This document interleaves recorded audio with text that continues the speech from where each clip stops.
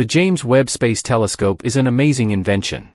It's like using a cosmic microscope that allows us to see the universe in incredible detail. It doesn't just look at the stars, showing us the hidden secrets of the space. Also, it can help us understand the moon better, especially its mysterious far side that we can never see from Earth. Imagine the moon as a familiar face that never turns around. This is because it is tidally locked to the Earth and always shows us the same side, while the far side is out of sight. People often call this the dark side, but it is not dark at all. It is just hidden and less known to us. Exploring the far side of the moon is like trying to send a message to someone in a cave without a cell phone signal. The moon has no atmosphere to carry radio waves, making communication difficult.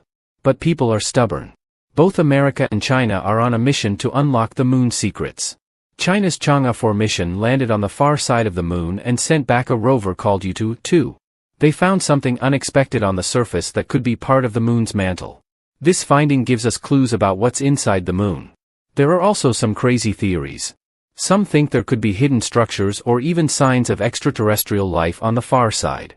During the Apollo 10 mission in 1969, astronauts heard strange whistling sounds as they flew around the far side.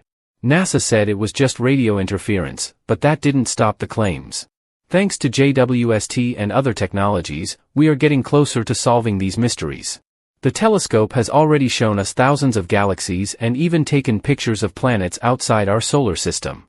If it can do all that, who knows what secrets it can reveal about the far side of the moon? In the end, the JWST is more than just a telescope. It's a key to unlocking the moon's hidden face and deepening our understanding of the universe.